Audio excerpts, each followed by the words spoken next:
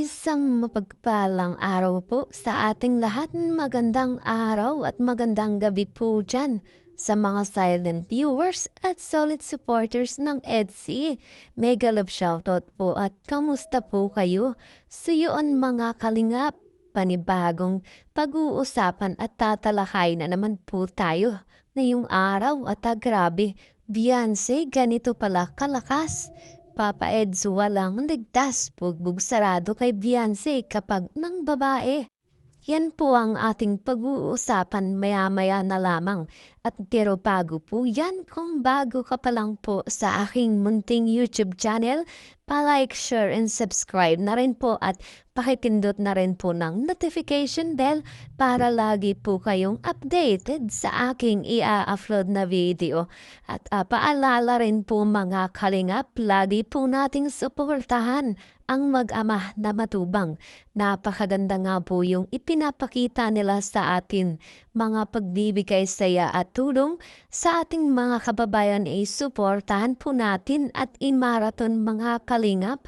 Nang sa ganun nga po marami pa po silang matulungan, lalong-lalo na nga po dyan yung mga kapos sa pangangailangan malingap nila at syempre, suportahan po natin ang kanilang may bahay na si Ate Edna Vlogs at Jackie Tapia. Huwag po sana tayong magsasawang sumuporta mga kalingap. Siyan po mga kalingap, balik po tayo sa ating pag-uusapan na tatalakay ngayong araw. Grabe naman po mga kalingap, talagang kakaiba itong si Beyonce natin at mukhang may pinaghahandaan talaga. Ano kaya ito mga kalingap? Napakahusay naman talaga nitong ni Beyonce at talaga namang isa siya sa mga babaeng nagka-interes sa mga gantong mga ginagawa mga kalingap. Isipin nga po ninyo at talaga namang si Beyonce natin ay talaga namang nag-iinsayo at gusto talagang maging maayos at maganda ang katawan. At siguro nga po para talaga ito sa kanyang Papa Eds mga kalingap. Naku, Papa Eds, delikado dito sa kanyang wifey Beyonce at talaga namang hindi pwedeng magkamali sapagkat itong si Beyonce talaga namang may alam. At sinasabi nating bugbog sarado nga talaga ito kay Beyonce kung sakaling maghanap man siya ng ibang babae.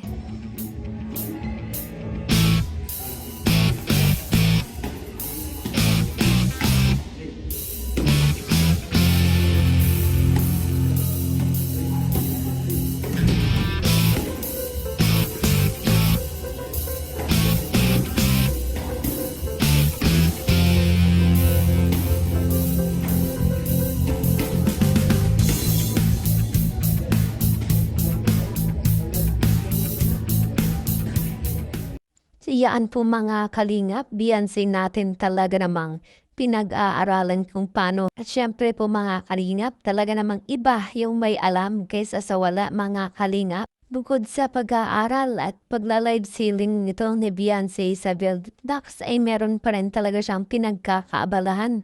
At ito nga po yun mga kalingap. At para na rin sa kanyang sarili ay makakatulong nga po itong kaalamang ito mga kalingap. At may ibang dako na naman po tayo mga kalingap. Papaids natin talaga namang love na si Beyonce at ganito nga po siya kapag hindi niya nakikita itong si Beyonce mga kalingap.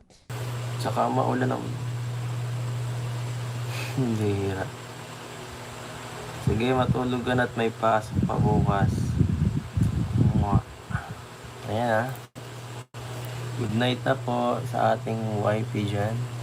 Magawa ka na ng assignment mo. At gabi na. Baka mayroon pang gawain.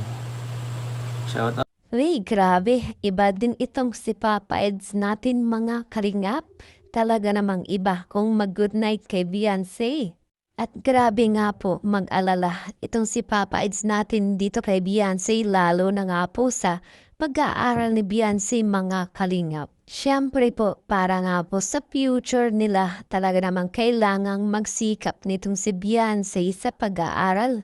At ganon din nga po itong si Papa Eds natin. At sa ngayon mga kalingap talaga namang sinasabi nating parang araw na lang o oras na lang ang kanilang hinihintay at talaga namang makikita na natin ang totoong magaganap dito sa dalawang ito mga kalingap at mas lalo pa nga po tayong kikiligin dito sa love team ng EDSI at marami pa rin po tayong aabangan mga kalingap. At isa nga po dyan mga kalingap na ating pinapahihintay at inaabangan ay ang pagpunta nila sa Korea mga kalingap. At panigurado po tayong mas maraming kilig moment na naman ang ating mapapanood o mga mangyayari doon mga kalingap.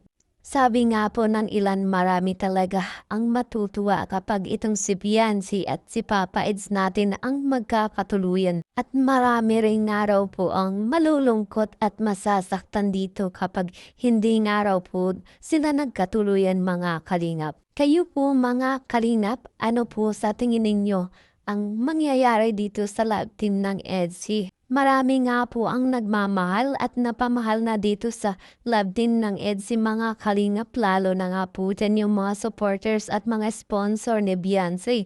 Talaga namang mahal na mahal nila itong si Beyonce at syempre nga po mga kalingap, ganun rin po si Papa Eds at ngayon nga po talaga namang patuloy silang nakasuporta dito sa love team ng EDSI at kung anong nga naman po yung kailangan ni Beyonce at ni Papa Eds, yun nga po ay pinapaabutan nila ng tulong mga kalingap. At samantalang itong si Kalingap Rab mga kalingap patuloy pa rin pong nakasuporta dito kay Beyonce at pinagtatanggol sa mga bashers mga kalingap. Siyempre wala pong ibang magtatanggol dito kay Beyonce bukod nga po kay Papa Eds ito nga pong si Kalingap Rab sapagkat siya nga po yung tumutulong dito kay Beyonce mga kalingap sa dami ng binigay na tulong ni Kalingap Rab dito kay Beyonce ay talaga namang itinuturing na nitong isang pamilya mga kalingap.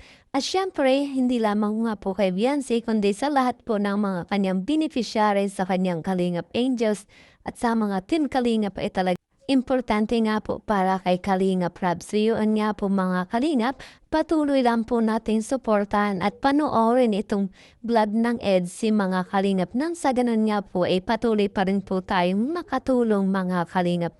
Siyempre dito po sa love team ng EDSI sana ay patuloy pa rin ang kanilang pagmamahalan sa isa't isa at kinundon nga po sa kanilang love team ay pahalagahan pa nila mga kalingap.